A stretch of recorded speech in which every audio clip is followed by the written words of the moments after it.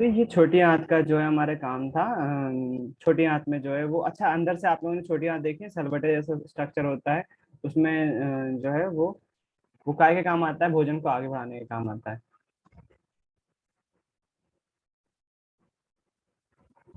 चलो फिर उसके बाद जो है वो श्वसन का आएगा, एटीपी के बारे में क्वेश्चन आएगा, देखते हैं क्या आता है।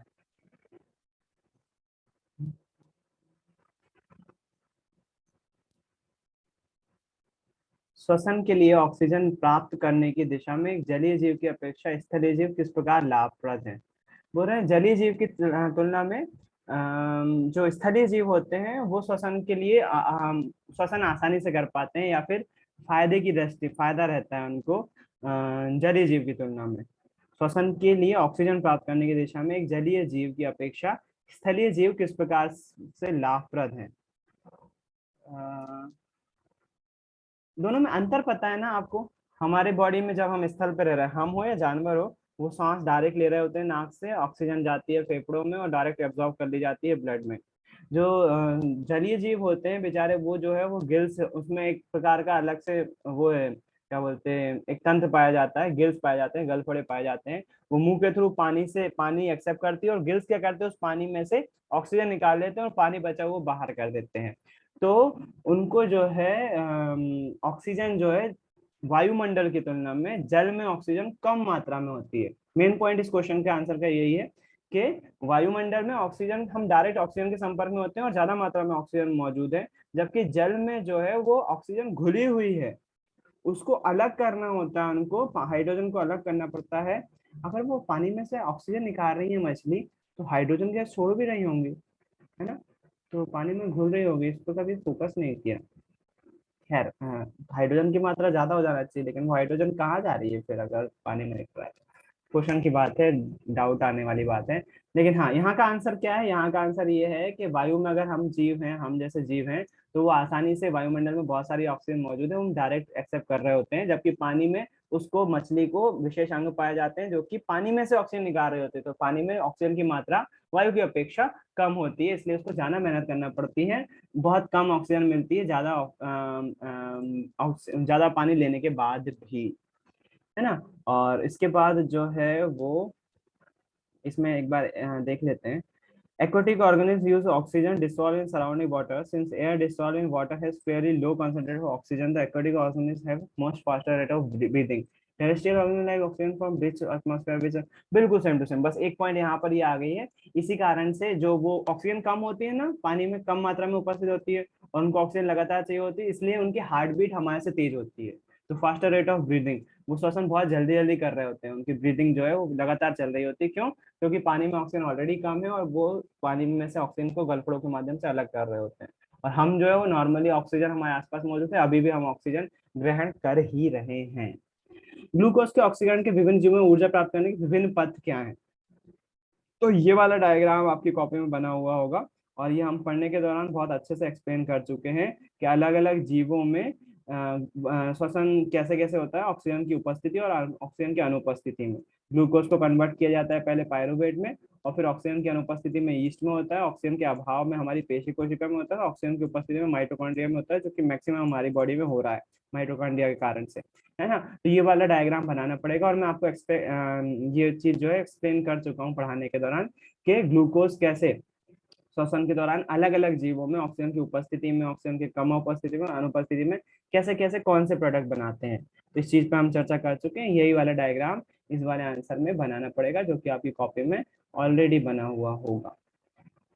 इसके बाद है, मनुष्यों में ऑक्सीजन एवं कार्बन डाइऑक्साइड का परिवहन कैसे होता है।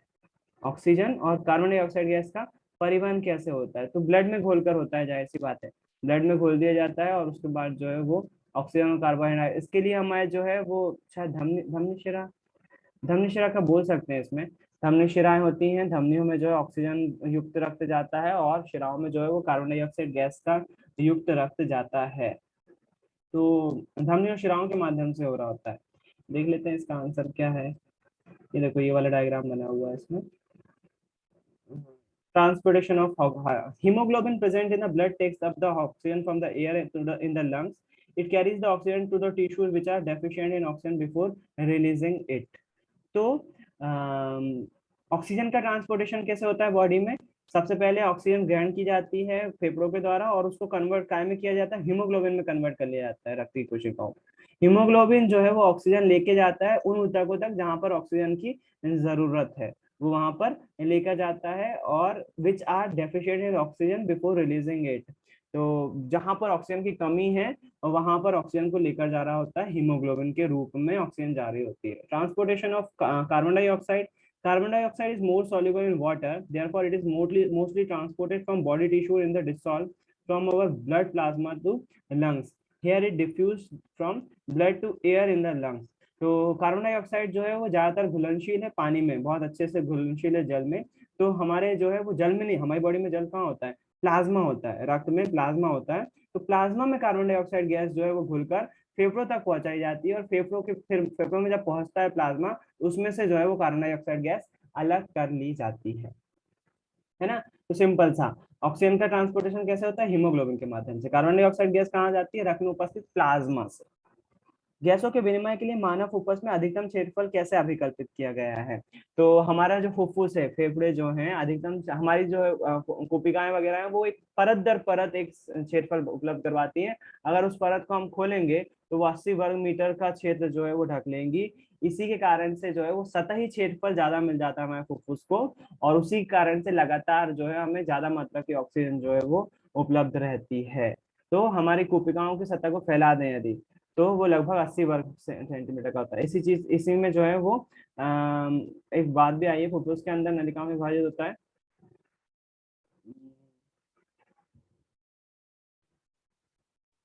इसमें परत दर परत होती है वो।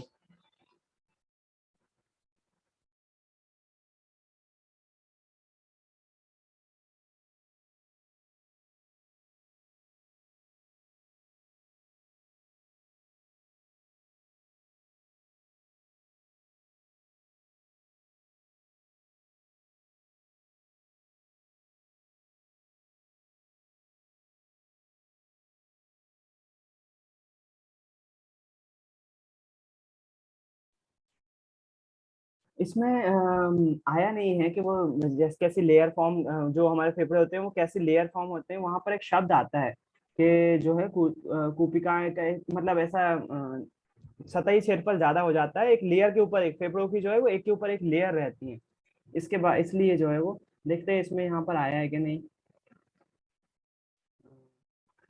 Within the lung, the air passes divided into smaller and smaller tubes called bronchi, which in turn form bronchioles. जो ब्रोंकाई होती हैं वो धीरे धीरे ब्रोंकोस में कन्वर्ट हो जाती है। The bronchi terminate in the balloon like structure called alveoli. और आखिरी में जो है, अच्छा फेफड़ों के बारे में भी बोल दिया हुआ है कि हमारा फेफड़े जो है वो ब्रोंकोई और ब्रोंकोस को हिंदी में क्या बोलते हैं यार?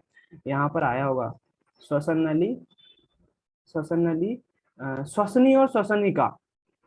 ब्रोंकोल्स को बोलते हैं श्वसनी, और ब्रोंको दो होते हैं शब्द, ब्रोंकाई, ब्रोंकाई बड़ा शब्द है और वो कन्वर्ट होता है आगे और जाके ब्रोंकोल्स में, ब्रोंकोल्स में। तो ब्रोंकाई जो होता है, जो बड़ी नसें दिख रही है ना यहाँ पर, इसको ब्रोंकाई बोलते हैं। और जो श्वसनिका है उसको ब्रोंकोस बोलते हैं। मतलब ये नलिका और ज्यादा फर्दर डिवाइड हो जाती है, जैसे पौधे की टहनी होती है ना वैसे ही, तो उसको ब्रोंकोस बोलते हैं, ब्रोंकाई और ब्रोंकोल्स। और ब्रोंकोल्स आखिरी में टर्मिनेट होते हैं कूपिकाओं में। आखिरी में बिल्कुल क्या होते हैं? कूपिका, कूपिका कोश लिखा हुआ मतलब बहुत सारी कूपिकाएं इकट्ठी रहती हैं आखिरी में बिल्कुल। तो ये इसको दिखाया हुआ है, ब्रोंकोल्स का आखिरी सिरा यहाँ पर दिखाया हुआ है, और कूपिका इस तरह की दिखाई देती है हमको, बलून जैसा स्ट्रक्चर होता है ना। तो यहाँ पर ब्रोंकाई होते हैं, ब्रोंकाई के बाद ब्रोंकोल्स होते हैं, और ब्रोंकोल्स आखिरी में होते हैं, कूपिका में डिवाइड हो रहे होते हैं। तो वही चीज यहाँ पर लिख दी है उन्होंने आंसर में। हमारे जो फेफड़े होते हैं वो बड़ी ट्यूब से छोटी छोटी ट्यूब में डिवाइड हो जाते हैं। बड़ी ट्यूब को पहले ब्रोंकाई बोलते हैं, फिर ब्रोंकोल्स बोलते हैं। तो श्वसनिका और श्वसनी और श्वसनिका, बड़ी पहले श्वसनी होती हैं, फिर उसके बाद श्वसनिका में डिवाइड होते हैं, और श्वसनिका के आखिरी बिल्कुल सिरे पे क्या होते हैं? कूपिकाएं हो रही होती है। तो वो कूपिकाएं जो है, समझ में आ रहा है ये चीज? Air present in the lungs provided maximum surface to exchange of gases. श्वसन तंत्र के बारे में केवल बोल रहे हैं, क्या बोल रहे हैं? फेफड़ों के बारे में। फेफड़े जो है वो हमारे, हिंदी में लिखोगे आप तो हिंदी में ही याद रखो। क्वेश्चन क्या है? क्वेश्चन बोल रहा है कि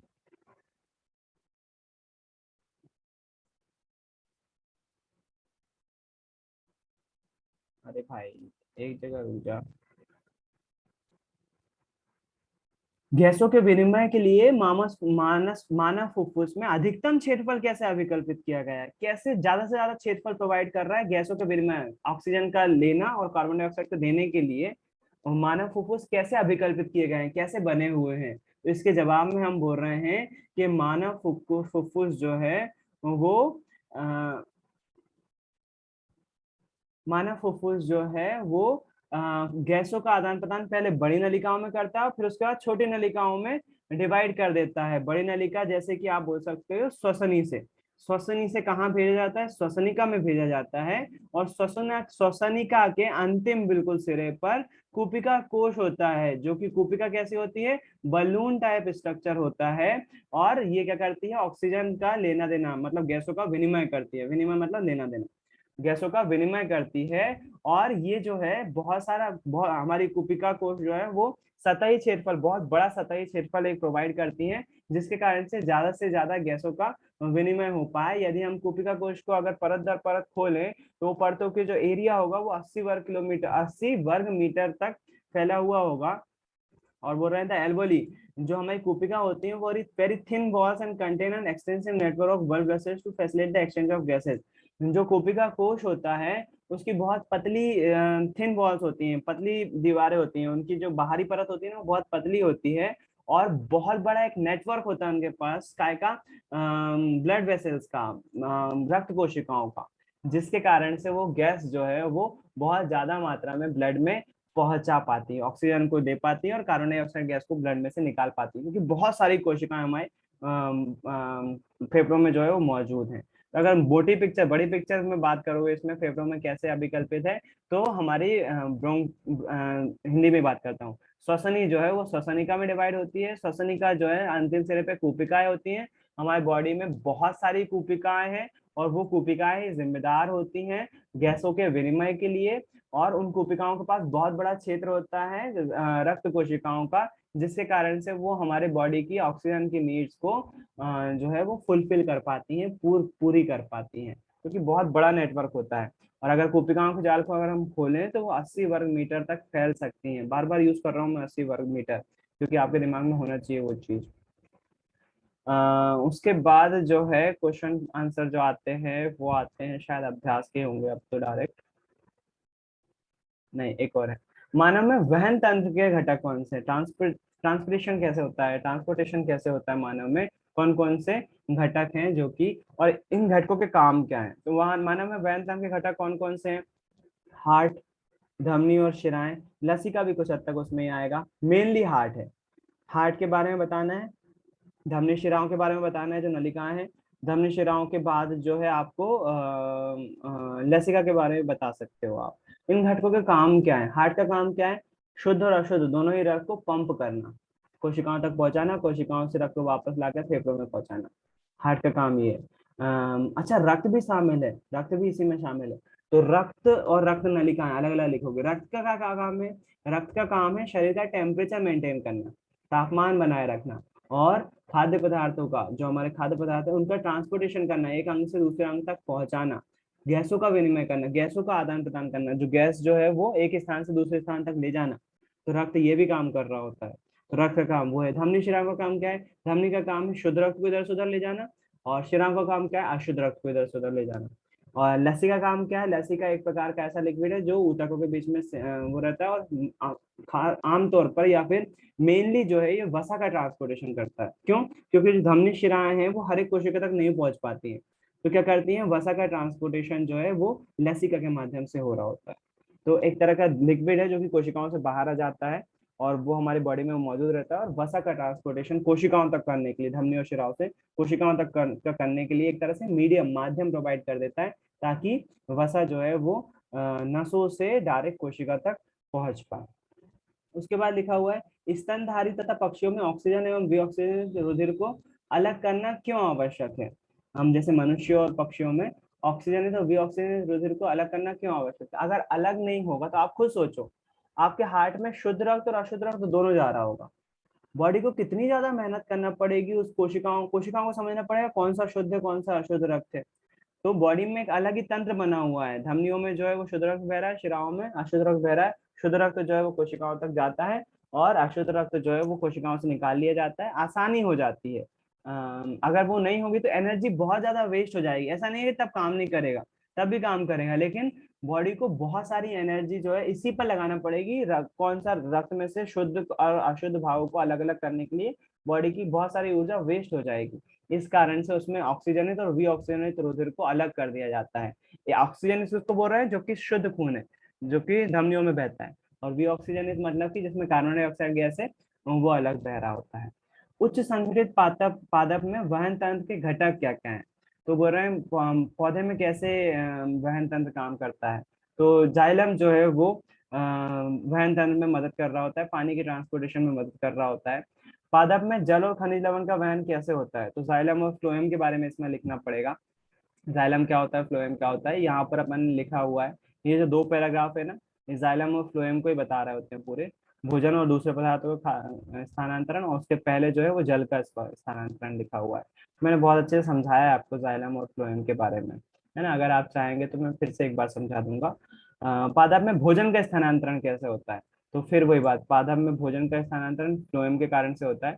और ये वाला पैराग्राफ आपको इसमें पढ़ना पड़ेगा और लिखना पड़ेगा कि फ्लोएम कैसे जो है वो खाने का आदान प्रदान कर रहा होता है। अच्छा, फ्लोएम में जो है वो वॉल्व नहीं होते हैं, जाइलम में वॉल्व होते हैं, क्योंकि जाइलम पानी को ऊपर ले जा रहा होता है, पानी वापस नीचे नहीं आना चाहिए, तो वॉल्व लगे हुए थे ऐसे, पानी ऊपर जाता जाता है, खुलते जाते हैं, नीचे आता है तो बंद हो जाते हैं। जाइलम में वॉल्व लगे हुए होते हैं, फ्लोएम में वॉल्व नहीं होते हैं। फ्लोएम में खाने का ट्रांसपोर्टेशन जो ऊपर नीचे, ऊपरी मुखी और अधोमुखी दोनों होता है, मतलब ऊपर की ओर भी जा रहा होता है, नीचे की ओर भी जा रहा होता है। तो जाइलम और फ्लोएम जो है वो, जाइलम काय के लिए जिम्मेदार है? पौधों में पानी के जल के स्थानांतरण के लिए जिम्मेदार है। और उसमें जो है वो वाष्पोत्सर्जन कर्षण होता है, सूर्य जो है पत्ती के माध्यम से पानी चूस रहा होता है, जिसके कारण से पानी जो है वो ऊपर की तरफ बढ़ रहा होता है, पूरे पौधे में जा रहा होता है, जो कि साथ में क्या ले जाता है, जड़ों से एब्जॉर्ब किए गए न्यूट्रिएंट्स भी ले जाता है। नाइट्रोजन और फॉस्फोरस जैसे न्यूट्रिएंट्स जो है वो पौधे के सभी भागों तक जा रहे थे, सूर्य चूस रहा होता है, पानी ऊपर जा रहा होता है, साथ में खाद्य पदार्थ ले जाके जा रहा होता है। और जो खाना होता है वो जो है वो फ्लोएम के द्वारा बनाया जाता है, और वो नीचे से ऊपर भी जा सकता है, ऊपर से नीचे भी आ सकता है। प्रकाश संश्लेषण में जो भोजन पत्ती में बना वो नीचे आ रहा होता है, जो जड़ों में बना वो भोजन जो है ऊपर जा रहा होता है।